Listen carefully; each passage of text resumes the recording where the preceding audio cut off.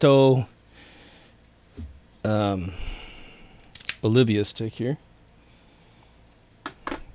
The other stick I was smoking, the Hexagon, is Placentia, but the wrapper was all destroyed at the end of the syllables there, so I said the wrong name. Apologize. So I thought today we would talk about stuff that don't work in space. Let's get some ground rules here for some of the basics, because I am tired of science fiction confusing people, because it is. Not sure exactly what title I'm going to put on this. I'll probably call it Rockets Don't Work in Space, but we're going to cover, obviously, a little bit more than that. But I've had a lot of you ask me the questions about why I think that's the case. Some of you get it right away. Some of you get it like me. It takes a little while to hear that profound statement and you go, whoa, wait a minute. I've been watching science fiction movies my whole life. Of course that works. Science fiction's real. That's what I did. And I was actually blown away and almost had a little shame for my own lack of intelligence in this area. So in trying to explain it to others, I have tried different techniques. I'm going to try a couple with you that I believe are good examples of why rockets don't work in space. The conventional cone, liquid oxygen burning fuel. Now, let's just make sure we understand the difference between what I'm going to be calling space and every other place that they potentially move rockets, okay? Orbit around Earth, I believe, is possible. Possible. Again, for those of you who do not subscribe to the traditional definition of Earth, your model also works for this technique. It's just a slightly different insertion into a layer of pressure that would keep it up there for at least a little while. In fact, if you don't think it's a globe, you should pretty much believe that things can be inserted forever, because you would believe that the moon and the sun are held up there by something forever, potentially. They don't crash down on Earth, right? We don't have any history of that. Let's stick with NASA conventional science, being defined as what they've been telling us since they existed. Now, the ground rules for this conversation for me is that space is where you get to a point where it's pure ether. Ether being the smallest particle that we have ever tracked and conceived of. I said the Hadron Collider couldn't track ether on accident. They could build one to actually notice it, and that's probably more of the noise they're filtering out with the Sigma 5 algorithm. But when you're looking at ether in its pure form, there is no designation for it, because the level of microscopic differential you'd have to have with the particles moving would be an extremely different instrument, meaning they're so tiny and so dense that you would have to have a different mechanism. And because we can only smith down wires so small to pick up electromagnetic radiation, you can't get it down to that level whatsoever. You can't even hold a wire together at the level of ether. But NASA says that space is a vacuum. That's even better. That's even better for shoving this theory straight up their brown hole, okay? Up their brown star, if you will. So, we're going to talk about a payload.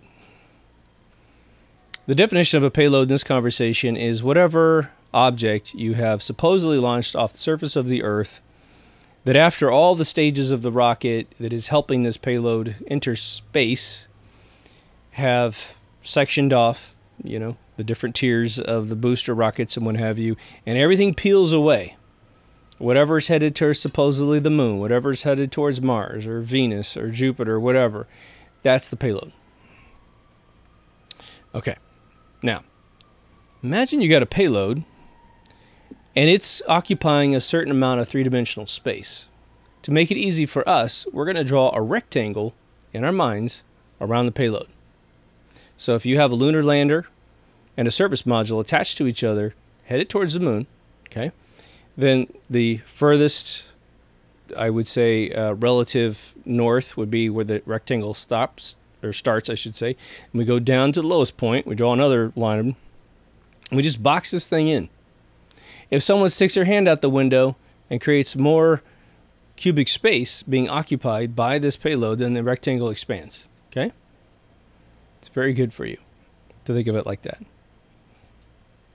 So as per the bogus platform of the Saturn V rocket and its payload, again, I've looked up the last known recorded speed of this payload coming off of the Saturn V rocket system. I have seen from NASA diagrams that have the payload speed up to 25,000 miles an hour and as low as 17,000 miles an hour. When I saw the space shuttle land in the desert in probably 1988, they told us all over the loudspeaker it's going around 17,000 miles an hour. I believe that was the same speed they said when the space shuttle had a wing issue and it disintegrated over the southern hemisphere of the United States. So, we're wondering, how on earth would you control the payload post-launch, post-hurling it out of the gravitational force of ether around the Earth? Now, again, if this is your first video with me, you will learn when you go to Wikipedia that gravity has the word phenomenon in the first sentence. And the reason why it has that is because they can't prove their stupid theory. There's a group of people in the world that love to invert all things, and I mean polar opposite of exactly the truth. Ether says that gravity is a push. It's a negative pressure, same exact way that a bubble exists in your beer or your carbonated water or your soda. It's a bubble of water. Okay? You see these all the time. Why you wouldn't think this would happen at a macro level, I don't understand that, but whatever. I think it does. Ether behaves in the exact same manner as the Coca-Cola or the beer around the bubble, is swimming around the bubble. The beer that's pushing on the bubble doesn't hold still. It's got some air trapped in there. They don't mix, and so it keeps that spherical shape by pushing on the outside. That's exactly how the atmosphere is held to the Earth by ether. Ether is so small and so fast that you don't feel it because you're basically a volleyball net or a fence, and ether is like the tiniest little gnat flying between the holes, okay? So the net doesn't really necessarily know the gnat's there, okay? If a billion gajillion gnats came flying through, perhaps you'd have the net moving a little bit because it would bump it into the strings and stuff. But it's so tiny that, and it's so cyclical in its use, meaning if you thought you had an atom in front of you and you're like, well, where's the ether now? And it's like, well, it is actually feeding into the orbits that make up your atom at all of its discernible levels, protons, neutrons, and electrons, and et cetera, et cetera. It goes through the funnel and out the other end in the way that you think about how water moves, okay? That's important to know as well. Because our engines are not working at an ethereal level, they can't do anything to interact with what NASA calls a vacuum and what I call an ethereal cloud that's out there. Again, everything is the same thing. It's all made of ether, okay? Those of you who wonder about the golden mean, the Fibonacci pattern. You're like, man, how does that thing exist? And all the cactus and the shape of the skull and all this other stuff. It's because ether travels in this infinite loop, except that when it bumps into itself, it graduates the curve down into the spiral that you see coming out of a rose buds, all the thorns that go up the stalk of a rose bush. They all come out in a Fibonacci pattern as they come out, as well as all the biology that's ever existed. Now, there's certain harmonics that will create a honeycomb eyeball and a bug. So there are certain points when these things combine and they create vibrating ethereal orbits that they will start vibrating these patterns that we see in nature that are different.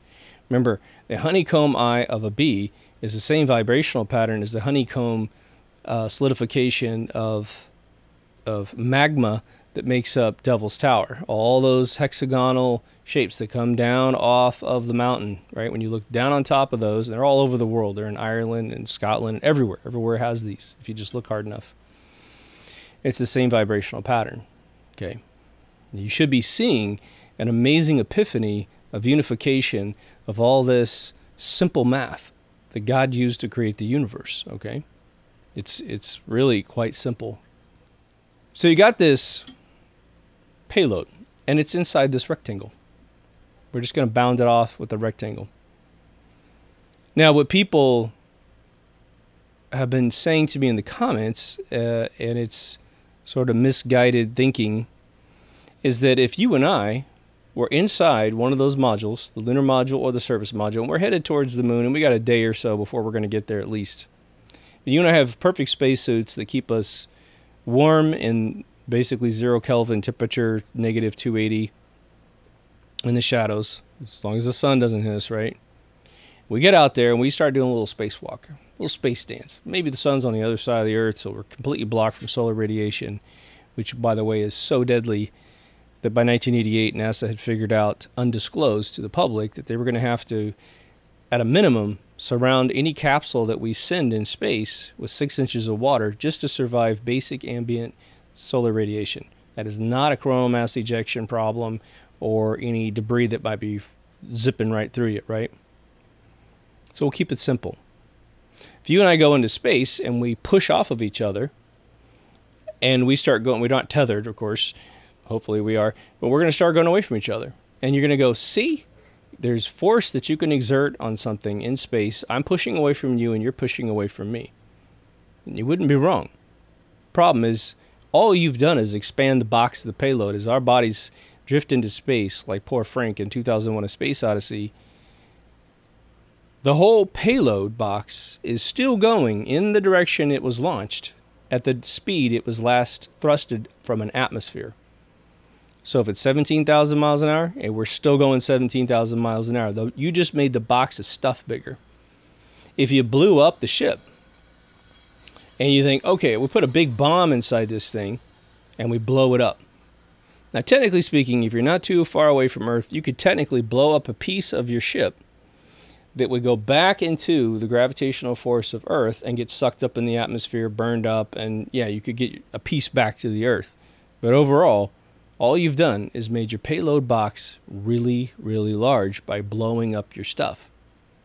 The thing is it's still going in that direction at 17,000 miles an hour.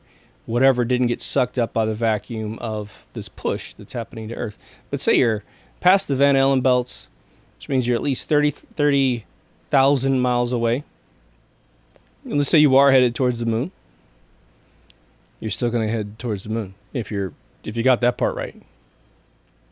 So the only way you're going to ever slow yourself down would be to run into the moon, and you'll instantly stop, relatively speaking.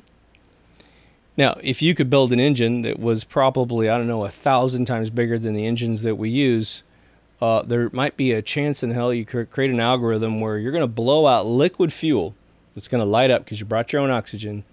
And if you could kiss the flames to the surface of the moon and start bouncing off the surface of the moon and start getting a shock wave to come back to the vehicle to start slowing it down by bouncing off the moon's surface, you might be able to slow yourself down, but you're not going to be able to do it from 17,000 miles an hour, again, without some ungodly engine that we simply couldn't build.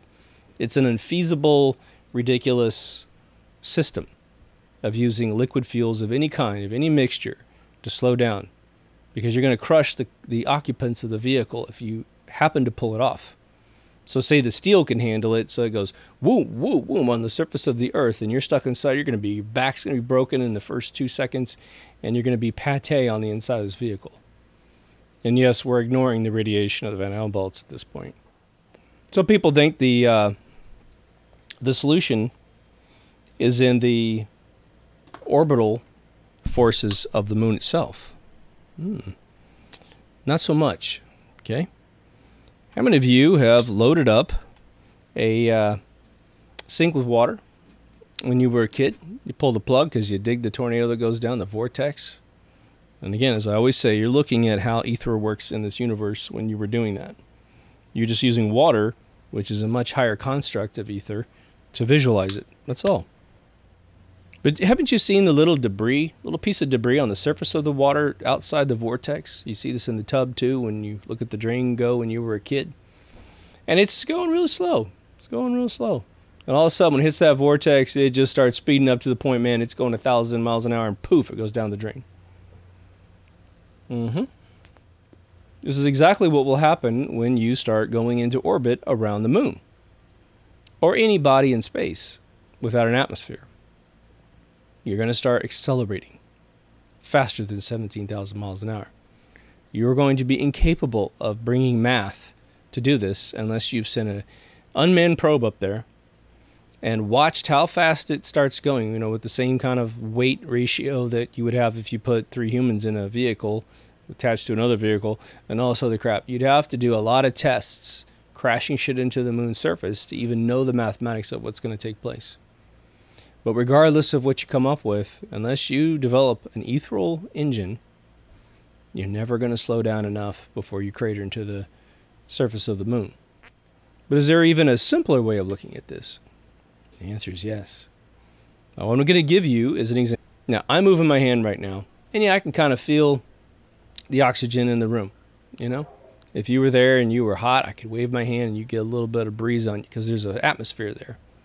But overall, I don't necessarily have enough resistance to stop my hand from moving. So let's go to a summer pool when you were a little kid. And either your father or your big brother or your uncle picked you up when you were just a tiny little duffel bag of a human being. And you could swim. And they threw your 40-pound body into the deep end. And you loved it, right? Man, you flew through the air and poof, you fall into the water. Now, if I said, well, if you don't want to fall into the water, just flap your arms. Just push against the air in the opposite direction so you don't hit the water. And you look at me like I was absolutely crazy. But you think that rockets might work in space? Okay. Now, the reason why you don't have the capability of hovering in space by waving your arms after this event occurs is because you damn well know that oxygen isn't thick enough to facilitate any velocity, any vector of movement through space as your father threw you into the deep end. But now, think about this. If you go with NASA's definition, if you're a NASA fanboy, well then shit, you're really fucked. Let me just tell you. Because it's a true vacuum in space. Meaning, that little bit of resistance I feel in my hand, there is zero resistance because you're in a vacuum. Now, my ethereal model of the universe still is, relatively speaking, a zero atmosphere for you because there's nothing you can do to really interact with enough ethereal particles to actually stop anything from occurring. Now, when a rocket engine does burst in space, does it move a lot of ether? Oh, hell yeah, it does.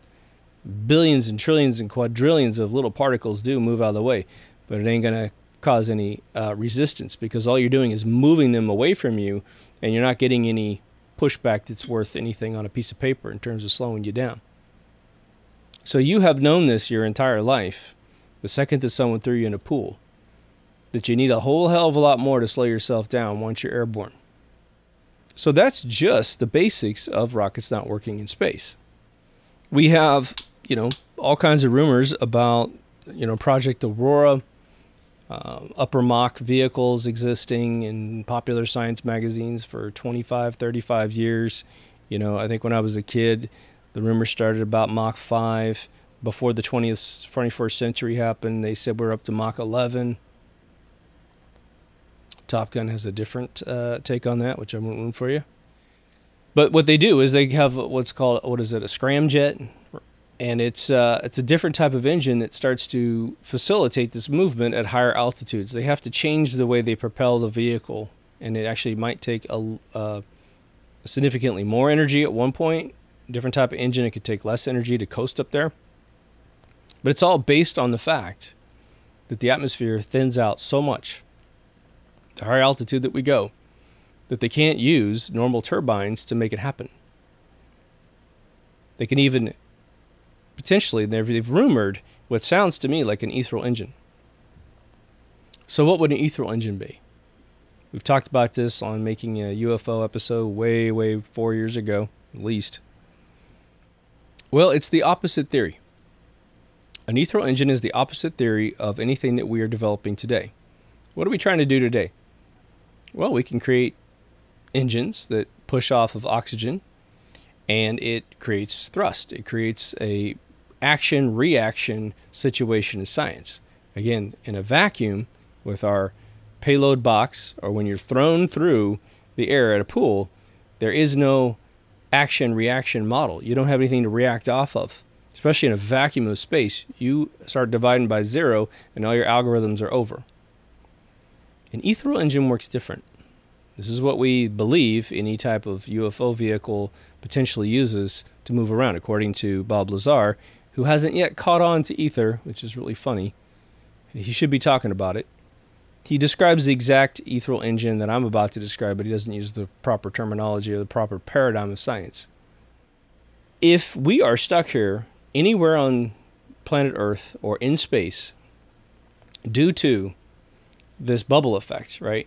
The atmosphere of Earth pushing on you, or the atmosphere of ethereal particles pushing on you, which is obviously extremely light, and again, it interacts with you, so you're kind of quantum locked when you're floating in space on an ethereal level, because it's going through you to create you. If you cut it all off, you cease to exist, because you're renewed every nanosecond that you exist by this ethereal flow that goes through you. If you were to be in a box that cut off ether 100%, you would vanish as a physical being. Your soul would be immediately released and you'd be over. It'd be an amazing thing to watch. It'd be a transporter accident, okay? What you do, and this is why a lot of people, which is fascinating for me, a lot of folks have said they've had dreams about solutions of anti-gravity. Farmers are usually a fairly interesting common denominator of this story, because they're out in the middle of nowhere, which if you were to bestow upon a person knowledge, they're isolated. It's easy to give them that knowledge, like a Twilight Zone episode, right? It's just fascinating. But it all has to do with electromagnetic fields. If you wanted to control ether so that you could move around the universe, ether is based on a pressure system, just exactly like a lot of the models for other alternate views of how the Earth might be formed in its shape, but it's most definitely the way that a bubble works in any carbonated beverage, or the ocean, who has white caps, right? You have to control how you're being compressed in the universe. Meaning you're going to create an electromagnetic field that's going to be fast enough and dense enough, which means super high energy field, okay? The field is based on ethereal particles moving in a particular direction. A magnet does nothing more than control the orbits of ethereal particles that then could be boiled up to other higher construct things, like perhaps electrons, protons, neutrons, and those kind of things, right? But let's just say you wanted to take your 1976 Dodge Charger Special Edition car, eggshell white, and you wanted to make it levitate in your backyard. The way that you could do it is to create a wiring system. You'd have to probably drag New York's power supply into it to make it work right, maybe. This is why they talk about antimatter engines, because it's this blind spot in our science that basically says, well, you don't know how these things work. You don't know how antimatter works. So we're going to say that so that you believe us. Maybe there's something there, maybe not. With Bob Lazar's final definition of how the UFOs worked, he talked about an element 215 that was brilliantly sliced and diced to create sort of this tall pyramid shape out of cylinders that have been shaven down, and that it, by nature, exudes a tremendous amount of ethereal emissions, which then can be augmented into the structure of the vehicle and then finally popped inside the antimatter engines, which then turn them on. What it does, okay, as far as this definition goes, and this works perfectly, what he's saying works perfectly in real life, okay? He just, again, doesn't use the right terminology and the right paradigm, is that you are going to restrict the amount of ether that's going to push on top of your Cordoba, or your Dodge Charger, I should say. They look the same. So it's pushing down on top of the car, which is why it's down there. If you can create an electromagnetic field that simply is dominating the top of the vehicle, so all this pressure is around it like a bubble, Again, you don't want to cut the car off from its ethereal supply. You just want to create a bubble above the car. If you could, you do almost like a crazy ellipse beneath, like a wing on a plane, right?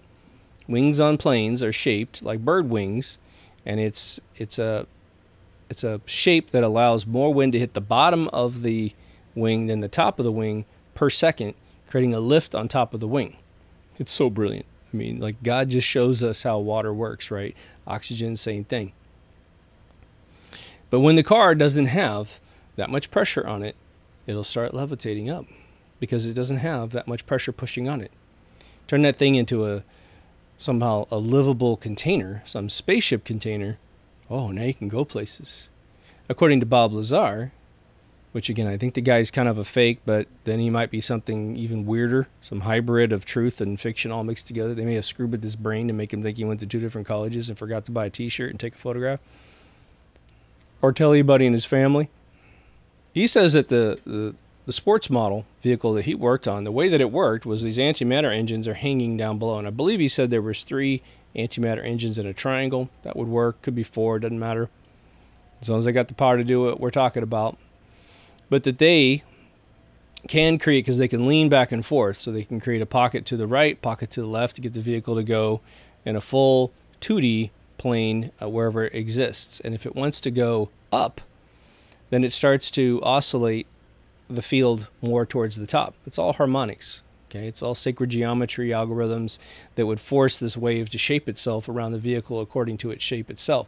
And the saucer shape is probably a fantastic shape to control this electromagnetic force. You could use the outside metal that's on the top to exude this force, not inside the vehicle to cut it off from its ether, but above the vehicle so that it can actually start creating what we call a void, a gravity void in the center, which basically translates in ethereal models as there's no ether traveling in this pocket. There still is, but it's not enough to keep the vehicle pushed down to whatever surface it might be on.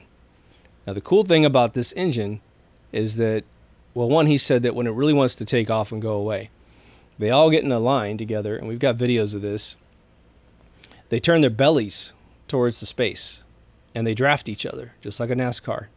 And they're creating this compounded, you've seen this in Star Trek, where the 2 warp fields get close, 2 ships get close to each other, one ship's injured, one ship's okay, and the one ship wraps its warp field around the other one, or its shields around the other one. Same exact thing.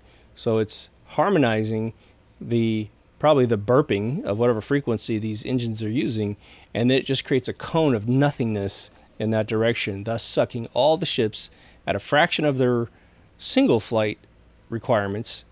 Maybe it cuts it down by exponential amount, but probably at least if there's 3, they've cut down their energy requests to the engine by down to a third. Then they zip away. And the cool thing about this engine is once you enter space, this vacuum that NASA has to hang on to because they deprecated the existence of ether using the fraud known as Einstein, the ethereal engine continues to work in space. And if this element 215, let's just use that as a basis, is always doing what it's doing, regardless if it has a battery hooked to it or not, it is in itself a natural infinite battery until perhaps the 215 dissolves over billions of years. It's always going to supply the catalyst amount of microenergy to be amped up inside these engines. And just remember, a Tesla coil. When you coil a wire, you amplify its voltage every coil that goes around. That's why Tesla created it. You can put a little bit of energy in, he coils and capacitates it up. Takes a little while, and then you get a big pop out of this thing. When you go to a museum and you watch a Tesla coil fire, or you go to some exhibit or exhibition where they're firing Tesla coils, you're always sitting around waiting a little bit for this coil to capacitate up. Why did old televisions, old cathode ray tube televisions, take a while to warm up so you could see the screen? Because it had to capacitate the big bunch of copper wires behind that cathode ray projection system to burn the phosphorus on the inside coating of the glass tube. Some TVs, when you turn them off, they turn into that white dot. Some of you old guys will remember that, man. They turn into this little white dot, and they take a little while for the white dot to go away. And us kids, man, we'd sit there and just look at it, just see how long it took. Then eventually they found a way to cut off the cathode ray during this chill phase when you turned it off, and so you turned it off and immediately went off. It was always kind of funny, and we'd go, woo. And what they were trying to do is make sure that the back coil inside the TV didn't have a huge charge on it. When they took away the white dot, as far as I know, you could actually unplug the TV. If you turned it off and unplugged the TV, that back bundle of copper wires could still kill you if you touched it. If you opened up the back of the TV and touched it, you could die instantaneously. Of course, when it's running, you definitely could die instantaneously. Because remember, AC goes over your heart. It loves killing you. Now, I don't know why there's such a resistance against satellites. I have there's probably 2 or 3 different arguments in flow at this point on the internet. People that don't have any background in science will say they simply don't exist because they don't understand anything about any model of the world, any cosmology of our existence. Okay, I understand that. You probably shouldn't say anything to anybody. Just have that belief inside your system. The other one is that they're all balloon-based because there are hundreds of videos out there where they launch satellites with balloons, and they do launch balloon satellites. It's a thing. And then you have the ones that go up in rocket vehicles because they're pushing out off the atmosphere. It does make sense. It doesn't matter what model of the world you believe in. You already believe in something that can orbit up in the upper stratosphere of our existence. The sun and the moon being for the alternate people. So there's ways of inserting it sort of in the between the layers of your clothing, right? You can hide a little something inside the between the outer layer of cloth and the inner lining of your jacket. Well, it's the same kind of thing, but it's on a horizontal level, and it's called atmospheric pressure with the alternate theory. But with the old heliocentric model, aided by the definition of ether and deprecating out the phenomenon definition of gravity, you have an outside force pushing down. Again, we're hurling an object so fast away from Earth, it can't escape Earth's gravitational force, but it starts falling around Earth.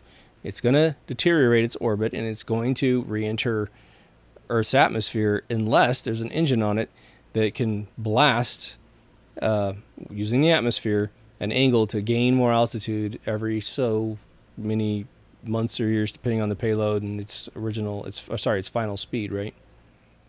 But now imagine that somebody says to you, we'll say you want to put a satellite in space for whatever reason. You want to put it, not in space, but you want to put it in orbit around Earth. You want to conduct some experiments of some sort. And you're like, man, I'm pretty rich, but I got $100 million to my name. And I want to put a satellite to do some studying of something. I want to have cameras looking at the Earth. I want to just feel how cold it is at a certain altitude, whatever you're trying to do. So you get on the phone, you start making some phone calls. How do you do this? Well, you talk to NASA, and NASA goes, we can insert it for $350 million. No guarantee. Of course, there's always loopholes. You can buy some insurance for this, but it's really not that great. That our rocket might blow up on the tarmac. It might blow up while it's launching. It might have some problems up there. But $350 million is the cheapest platform we can insert you at. If you're willing to put in $800,000, well, we have guarantees, right? We'll even build 2 of your objects, 3 of your objects, 3 rockets. We have insurance. But you don't have that kind of money, do you? So then you talk to a different private company. They said, well, shit, man, don't listen to those NASA guys. Here's what we're going to do. How much does your payload weigh? And you say, well, it's about 150 pounds. Oh, yeah, no problem. We'll get it up there. How high do you need it? I was thinking, maybe... NASA quarantines certain altitudes, so if you could get me like 100 miles up, I'd be all right. No problem. Where you want to put it? Well, in this place in the southern hemisphere of Earth, South America, North America, whatever. Okay, yeah. Foreign countries a little bit easier sometimes. We're gonna hook a balloon to your thing. We're going to do some math here. Blah, blah, blah. Okay, we're going to launch you in Peru. It's going to get you exactly where you need to go with the atmosphere. It'll take X amount of days to get it where it needs to be, and then the balloon just automatically stabilizes this. We're going to attach it to a balloon. We're going to do that because it's cheap, not because it's the only way that it can be done. So what I find kind of, disappointing, I guess, is when we see There's like 5 truths of a particular matter that you're considering. And if you see one truth happen, not you personally, but other people deprecate out the other options. Like it doesn't exist. Like there's not more ways to skin a cat, right? Don't ever skin a cat. But to solve the problem. I play video games with a buddy of mine. We have this funny thing that happens. Now, I was in games for years, so when I watch him play, I am trained not to say anything because I want to see how he plays and how he makes his decisions. But when he watches me play, never being in the game industry, he cannot be quiet while I'm playing. He wants me. It's a battleship game. It's like this cool game where you go out there and fight other ships. 7 against 7 is the most you can get in this game. It's really well done. Anyhow, there's a different map every time you play, on average. Different types of obstructions, sometimes big giant icebergs, sometimes the shallow little islands where you can shoot over the islands half the time. Different type of cover, different type of places to hide. Plus, you can change the type of ship you're using. So you might have an aircraft carrier once, a destroyer, a cruiser, a battleship, whatever.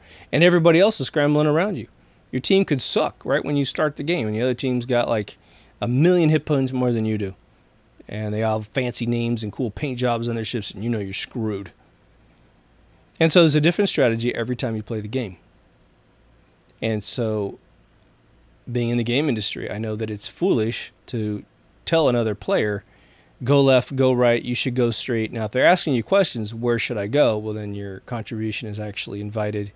But when you're already making a decision in your mind, okay, I'm going to go right, I'm going to go right. I have this strategy. I thought of a huge strategy. I'm 12 chess moves ahead of where my friend's thinking he's more right now in the moment, okay? So when he does it, sometimes I cave and try to appease his decision, and it's a boat, man. It doesn't turn fast or anything, and I end up getting slammed and killed. And then he's like, well, it's because you did this wrong and that wrong and this wrong, right?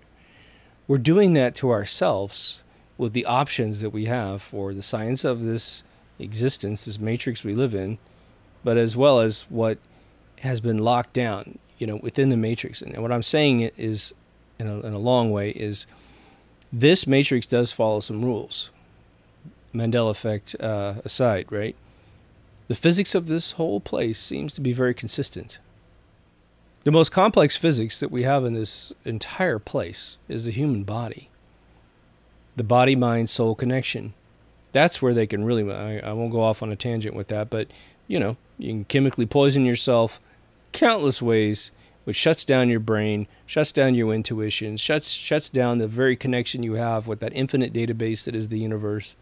But as soon as you keep yourself clean and dedicated, and you're thinking, all this stuff starts happening to you. If you go back to my episode, The Absolute Mind, this is a new brain that you get, a new channel in the matrix for information. If you can give yourself plenty of right brain experiences where you're really intimately involved in sorting chaos and creating art and a bunch of other things. That's not always art. But if you can look at chaos and sort it out, you're a logistics person. You come into a mess of a situation and a solution is immediately apparent to you, how you can fix this problem. That's a right brain exercise.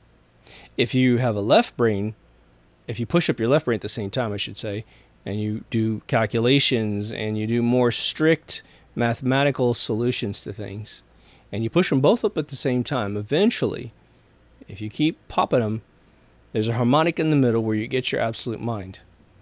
And this is where you become an infant again inside your head. But it comes in really handy when you're thinking about these really heavy-duty concepts, like do rockets work in space?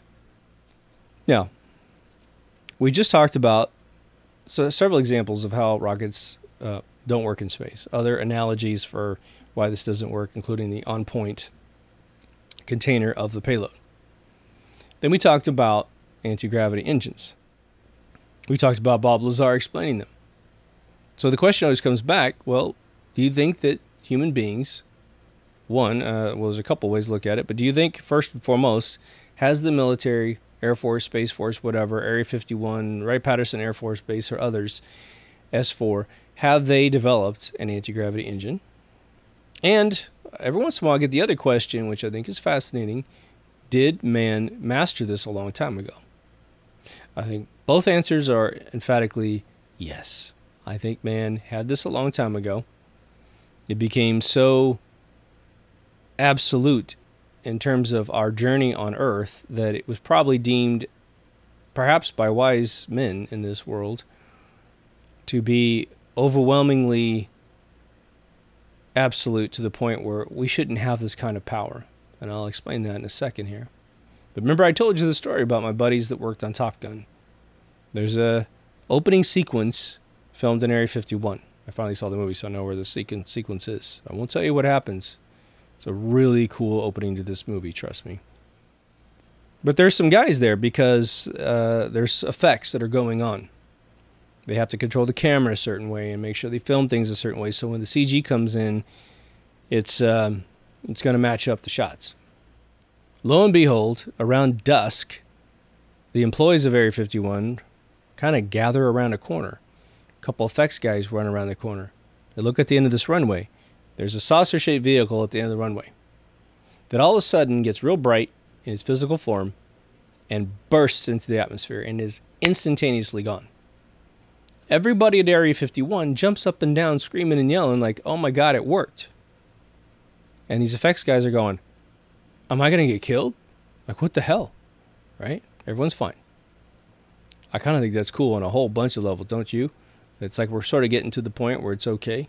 Maybe they know that we're culling out, you know, a few, I don't know, 6.5 billion people and it won't even matter in a while. Who cares if they know? In a couple of years, everyone's gone anyway. Don't know. But what do I mean by this absolute power that somehow we would get rid of intentionally? Well, depending on how old you are, but I will say if you're 50 years or older, you'll remember when the world was really huge.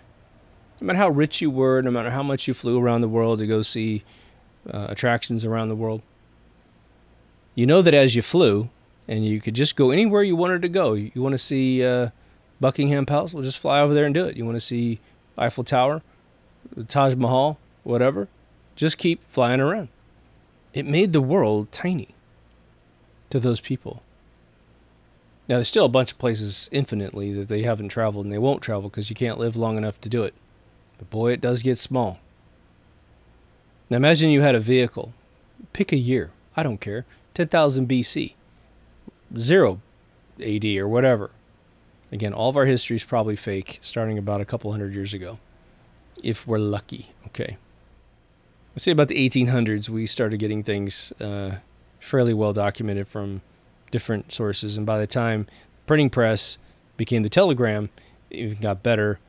And when we got printed books that weren't necessarily controlled at first by these cabals, it's a pretty good history there.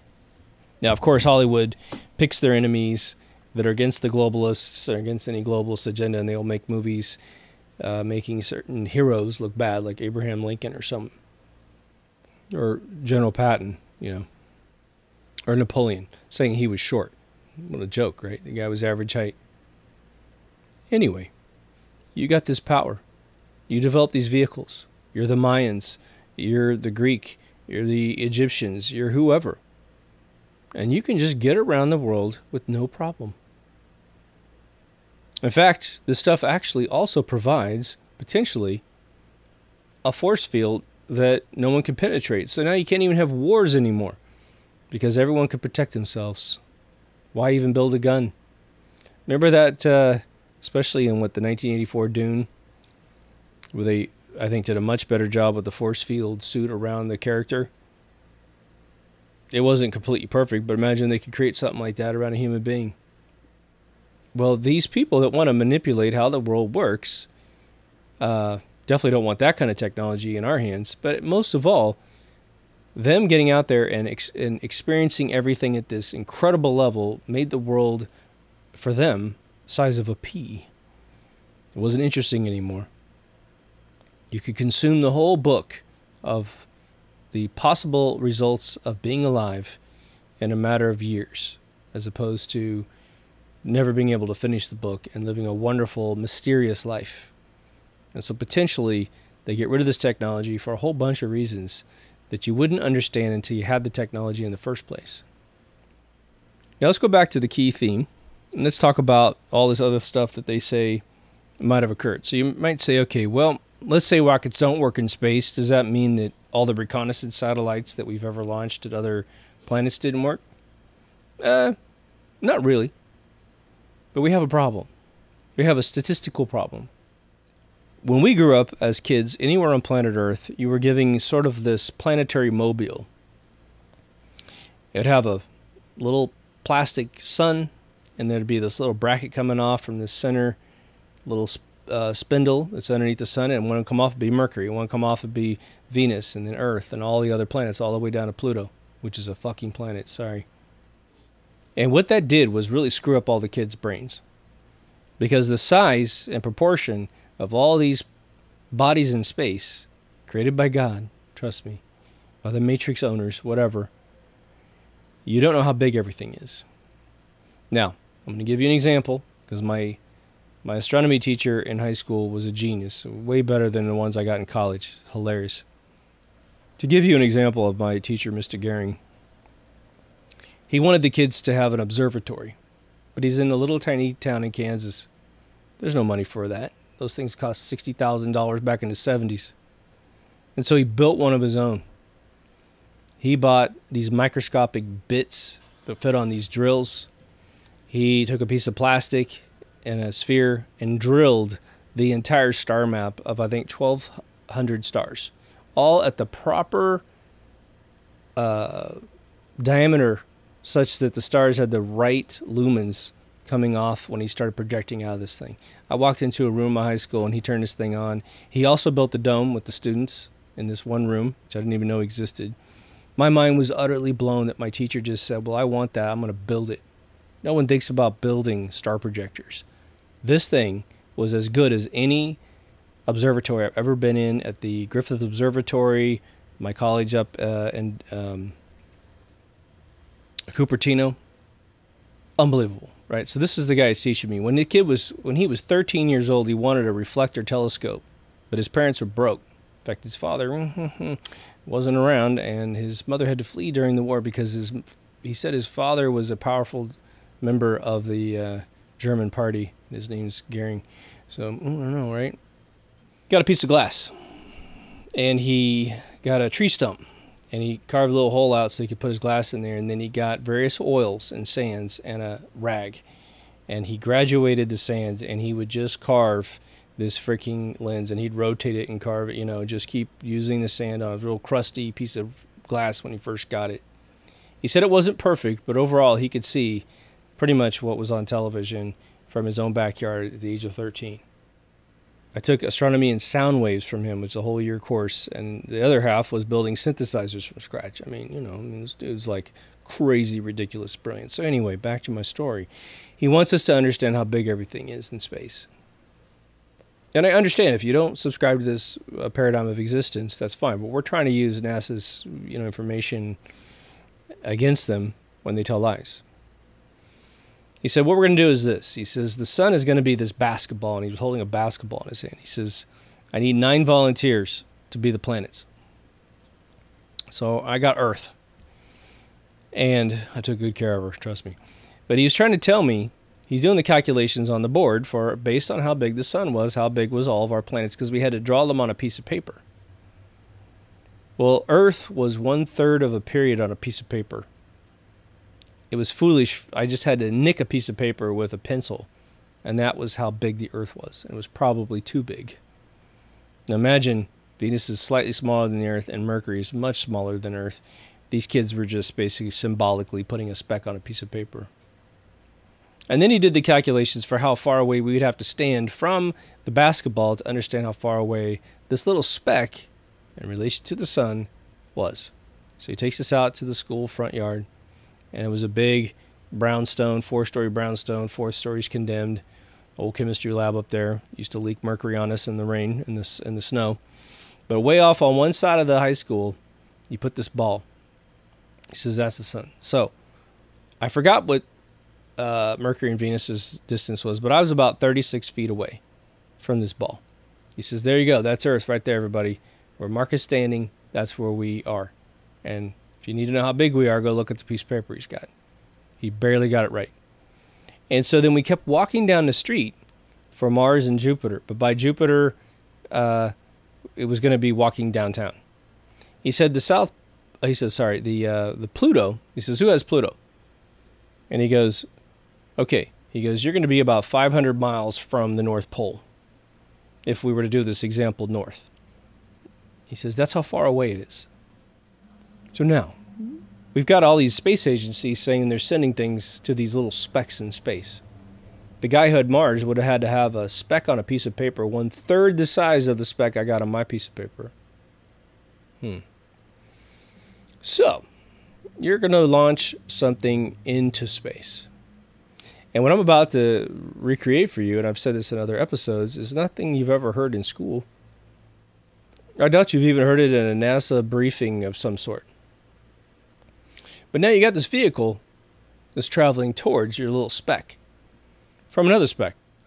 Okay. Now let's just think about this. My speck is going in a circular orbit around that basketball, and your speck is going in a circular orbit around the basketball. I'm going at one speed, and you're going at another speed. In order to launch my platform into space, I've got to cut through all the variables of my atmosphere, meaning just like when you're flying in a jet and you have an air pocket and the jet goes, whoa, like this, and everyone pisses themselves, right? The rocket's doing that as well at 11 miles a second. And it's trying to crawl out of orbit of Earth. And let's just say they could escape the Earth's gravitational force, which I do not believe they could. And all the electronics that are on this vehicle can survive the Van Allen belts, an infinite amount of electromagnetic energy that you would have to create a fully capacitated exterior to your payload to shun all those electrons and redirect them somewhere where it's not going to vaporize the vehicle. And there's a bunch of videos about how hot it gets up there as well, and the fact that there's the fourth law of fluid dynamics, I think, where hot is always attracted to cold because vibration only needs to move somewhere. And so you're putting in this freezing cold payload into space, and so all these hot superheated particles would just attach to the vehicle and vaporize the thing, let alone the electron cloud that's up there. Okay, and there's no hole in the Van Allen belts at the North Pole and the South Pole. That is the most categorical bunch of bullshit you've ever heard in your entire life, if you've ever been told that. I listened to a NASA guy tell Joe Rogan that the Saturn V was completely aware of the Van Allen belts, which is not the case because the astronauts didn't even know. Most of them don't even know it exists to this day. Bart Sibrel nailed them in, 2003? Unbelievable. You know, what's that? You know, unbelievable. So this guy said that the Saturn V flew out of the hole at the South Pole. Right. Just so you know, when they draw the donut, the torus of the Van Allen belts, they draw that donut coming in the top and the donut, or coming out of the top, or sorry, coming out of the bottom and going into the top. They draw that shape because it's just a theoretical explanation for what is going on there. There's no hole up there, especially from our vantage point of being underneath the thing. Okay, this is the point of absolute condensing of all those electrons. Okay, so the ethereal density at that point is massive at the South Pole and the North Pole. It is the most dangerous place to exit the Van Allen belts. Let's just get that understood, okay? But now, your rocket, because it went through a bunch of variable layer cake atmosphere, it's not going to be launching into space at any consistent astrophysics algorithm. It won't. You could do 2 back-to-back launches on the same pad with a god-perfect Saturn V and another one that by the sheer molecules coming out of the engine are exactly the same. The sheer molecules that make up the fuselage of that thing and all of its payload internally is exactly the same. God's going to guarantee you this miraculous miracle that both vehicles are identical, that they're going to blow their payload out identical. As long as he doesn't guarantee you the same exact atmosphere every single time you launch, you are not going to exit Earth's gravitational force, if you could, the exact same way. You know, when baseball players pitch, the wind changes the way the ball flies once the batter hits it. A headwind can slow a ball down 10 feet. He doesn't get the home run because he's got a headwind. Oh, that's exactly the situation that this rocket's going through. So now you're headed towards this dot, this infinitely tiny dot in space, which is moving. And the rocket is not only going in a particular direction, but it also has the motion of the planet that it launched off of. Okay. And now you're not really lined up to touch that infinitely small speck, which is going to remain in any optic that you might have on the vehicle pretty much infinitely tiny.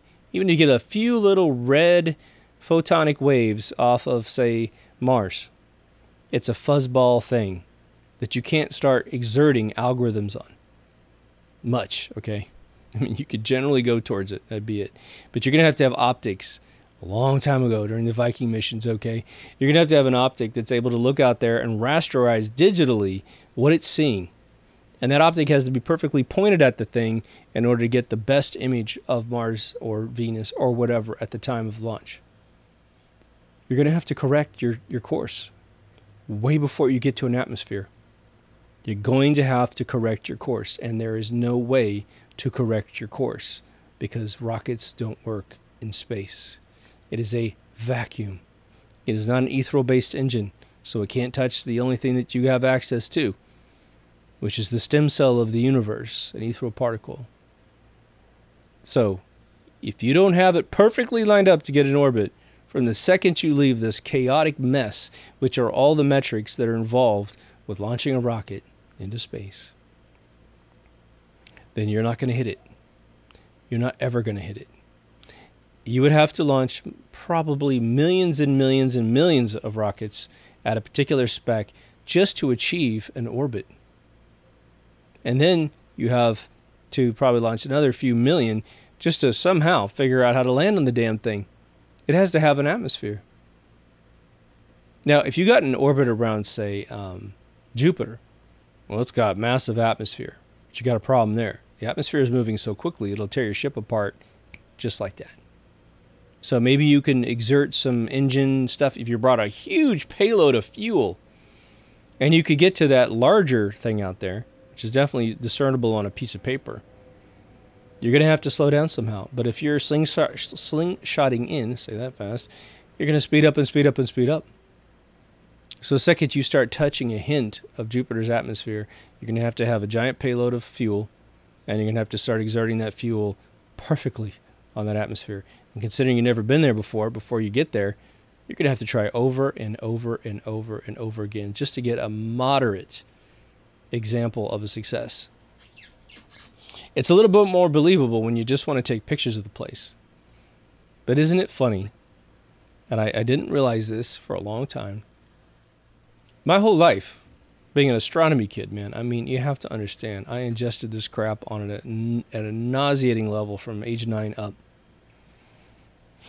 Only more when I graduated high school.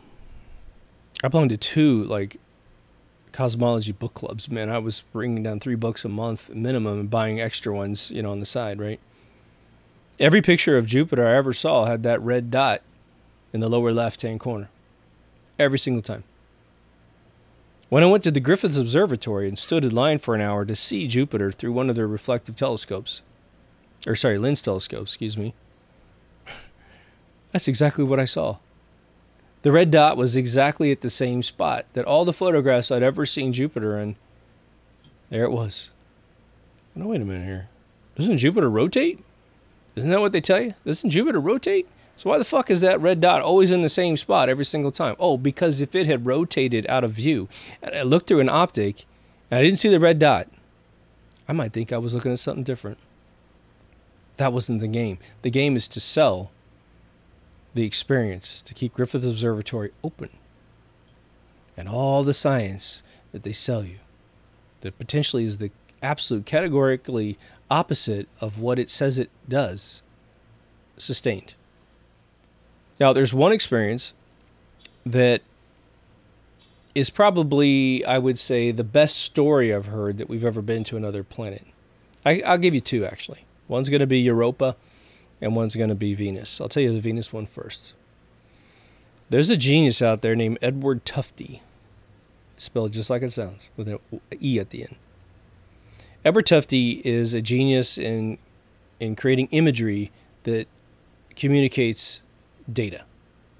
So you got a bunch of data, and you need people to understand. You need people to understand it right away. And I'll give you an example of one of the images he shows us. There's a famous illustration of Napoleon trying to invade Russia. And the way that this works is that there's a line that shows how he moved into and where he went physically in Russia and how he came back. And the width of the line, the stroke width of the line, if you're in some paint application, was the population of his army. And he starts off with a tremendous amount of troops. And as he moves in winter, he lost a bunch of his troops until he turned around and he came back. And the line is infinitesimally small at the end, showing that most of the people who went with him either died or joined Russia just to survive. That's the kind of information design that Edward Tufte does. He did create that image, but it's in his book, and it's brilliant. His books are the most beautiful, non-acidic, paper printed books on planet Earth. The guy is a genius, bar none. Edward Tufte was hired to do things like create images that showed NASA why they shouldn't have launched the Challenger in 1986, January 28th, where it blew up and all the astronauts survived, right? But that's another episode. He said that when he was in NASA's internals, that I do not know if he worked on this. I don't think it's in his books. I don't remember which one, because he got several. I just donated them all. He has a section in his book that talks about when they went to Venus, supposedly, that they took this telemetry data of the contours of the surface of Venus, and that it was so smooth that NASA was depressed that this was going to be, when they were going to exhibition this rendered in 3D on a sphere to show the public what their money went to, it was going to be so smooth that it was going to be boring and probably potentially piss people off from funding anything from that point forward in this particular area of space travel or whatever, right? So in his book, he said, and I was in his class twice, he said, NASA decided to multiply any deprivation or mountain times 22 to make it exaggerate to create a 3D terrain. And then he showed us the video where they're flying through, and it looks like a Total Recall kind of world, or, you know, any sci-fi movie you've ever seen where it's got to be gorgeous. So what's interesting is, you know, if they're faking everything that's out there, then I don't know why they would ever admit it's smooth and then have to multiply it times 22. Did somebody miss the boat with the first data that came back? So did they make it to Venus? Don't know. Now the other one has to do with a guy named Neal Adams. Neal Adams just passed. Neal Adams was a genius in his own right, very scientific man, but he became a cartoonist for National Lampoon, which makes certain people that aren't scientific try to take a shit on him, or people who are trying to hide the truth take a shit on him, because it's just trying to create a weakest link kind of situation for him. Don't fall for that. He was the one, and I believe 2005, debuted a video where he worked really hard with some very scientific geologists to demonstrate that the world expands. That if you shrink up all the oceans, all the continents connect all on all sides. That Pangea Drift was something that was hatched to, again, reverse what's actually going on. Continents do not glide on the surface of the earth. They just don't. We weren't an ocean before, and then all of a sudden the continents started to shift down into the oceanic areas. Oceans are not that old. Recent set of scientists in the last 20 years figured out in Germany that by reverse engineering the salt content in the ocean, they said this cannot be any older than 60 million years. When you see dinosaur movies, which again, dinosaurs are tantamount to Santa Claus and the Easter Bunny, hate to break your bubble on that one, they'll typically show very little oceans. And that's actually what would be the case if they existed when they say they existed. Neal demonstrates this. So Neal started saying, okay, I think it's pretty conclusive that the Earth expands. We can prove it. Again, the vegetation in, say, Canada and, say, Washington states over there in Japan. Everywhere where these continents match up, the vegetation and some of the animal life is identical on that longitudinal plane. Okay. I've seen 3.5-hour presentations from ex-NASA geologists who left the organization because they discovered this, started using the NASA satellites to track the movement of the plates, and they could prove that this expanding Earth thing happens down the center of the Pacific and the center of the Atlantic. Okay, enough of that.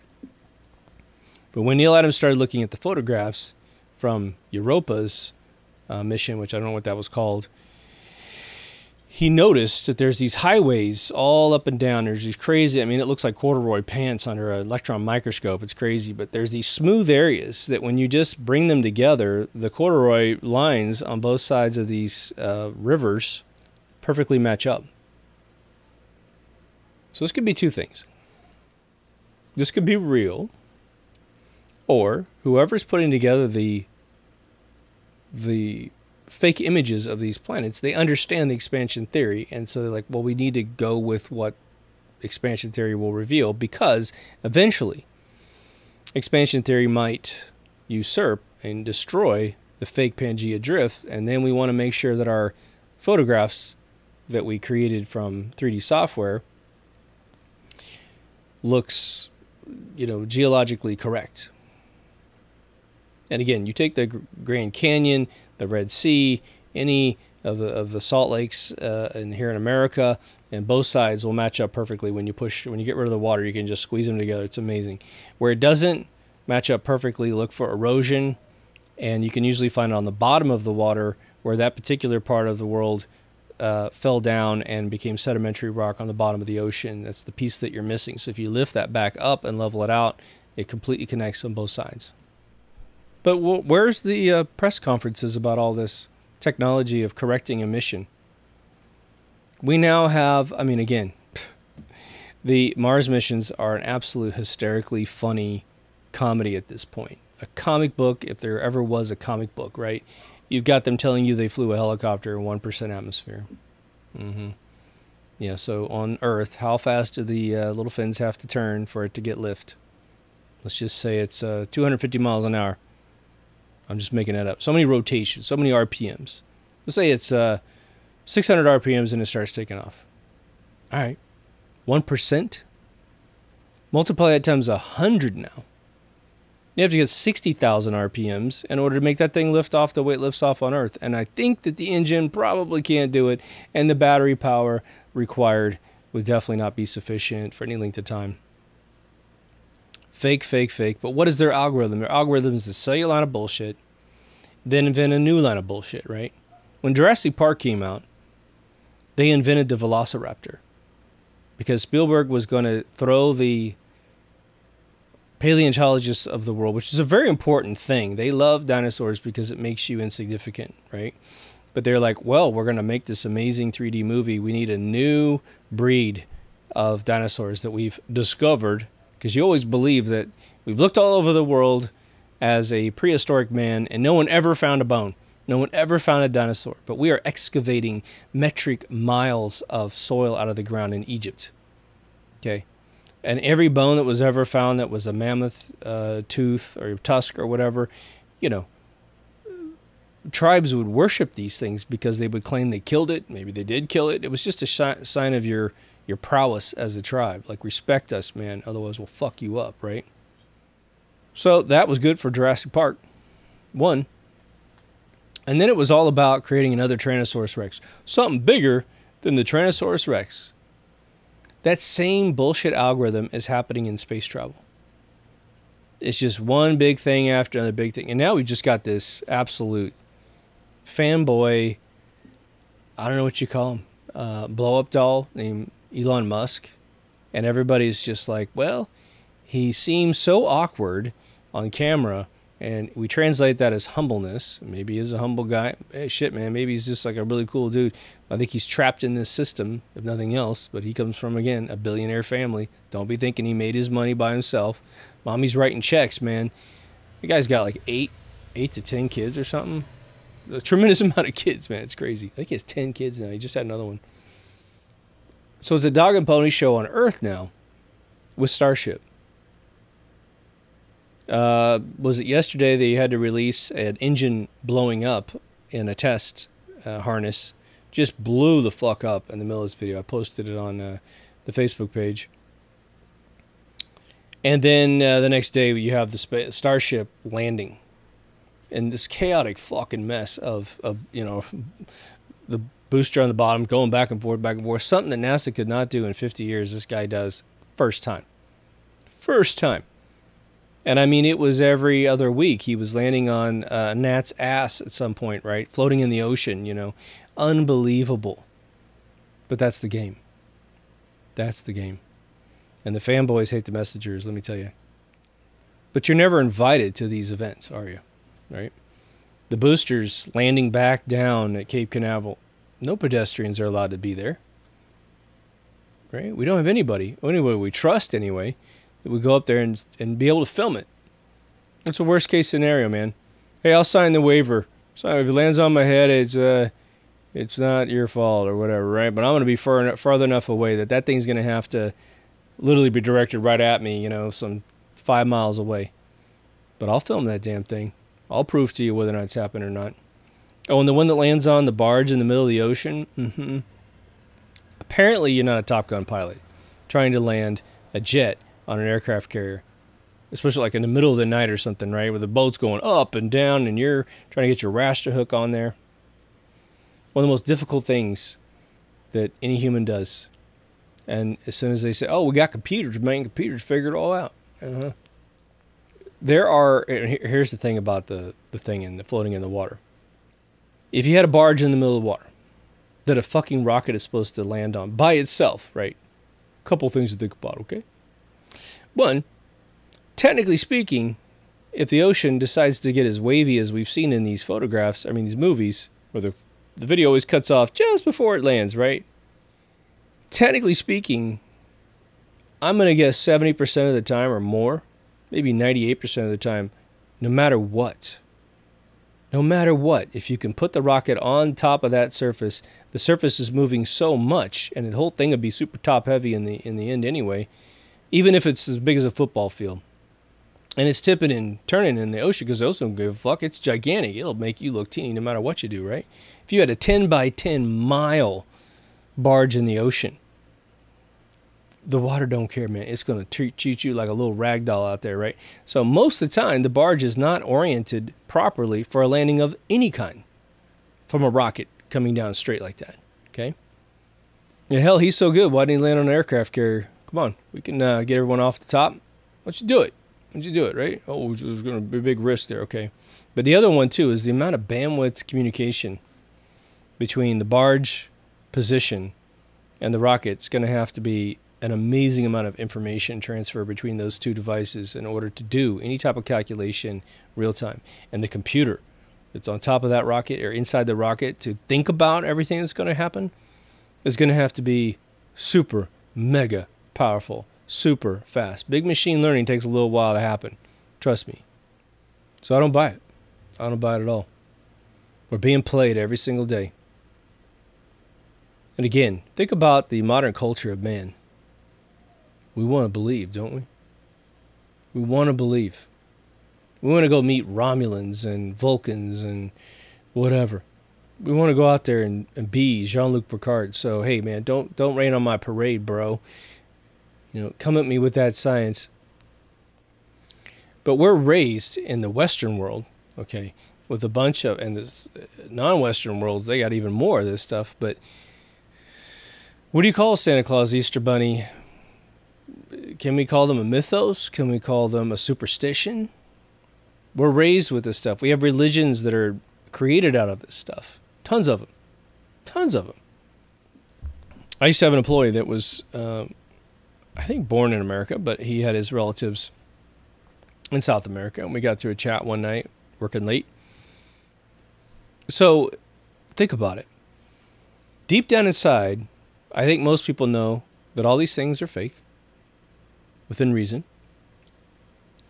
And they want something that is as amazing as those things, but is real. So there's a void in our heart because we developed it through fiction. Is this all the world is, right? You're not getting into the human condition, not developing a true, mature intellectual, emotional spectrum in your body so that you can look at a rose and go, oh my God, look at this thing, right? I'm looking into the eyes of my lover and not thinking about porn. I'm not thinking about how I can get the chick at the grocery counter who seems to be giving me the eye, right? It's pure humanity at its best. We don't have it anymore.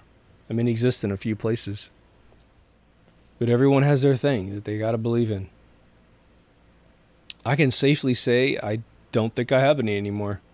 I had them, but I don't think I have them anymore. And it's actually a very peaceful, wonderful place. Because what happens is it's like in Cable Guy, the movie with Jim Carrey and Matthew Broderick, when the TV goes off at the end of the movie. And everybody, oh my God, they wake up out of this trance, man. And what was it? Cage from Tenacious D is sitting on a sofa and he looks over at a book and picks it up and opens it. And he does this beautiful like reaction to the book. Oh, a story, right? He's jumping into other fiction, of course. But the idea is when the Matrix, within the Matrix turns off, which is all this fanboy shit, all of a sudden where you are starts to show up. And yeah, let's just be honest. It might be a messy room because you've been neglecting it. Your life might be messy because you're neglecting. Oh well, clean it up. Do something cool. Hey, maybe get rid of all this shit. Like a hoarder finally waking up and going, what the hell? So anyway, that's what I got on that subject. Hope you enjoyed it. If you haven't been to deepthoughtsradio.com, please go. Again, it's getting cleaned up every day. All the videos are being moved from YT to R. Slowly but surely. We're getting some viewership over there. Not many people go backwards. It's sort of a sad fact about the world. So if H.G. Wells wrote a great book and that's the one you read today, nobody goes back to buy his old books because he's a fucking idiot in the past, right? Whatever. But anyway, we have audio, video, social media, all new remastered season 1, a store. And for those of you who want to donate to the show on a monthly basis, $1 makes a difference. Patreon, there's all kinds of cool content going on Patreon. Get over and take a look. Until next time, take care of yourself and someone else, and I'll see you in the next Deep Thoughts. Over now.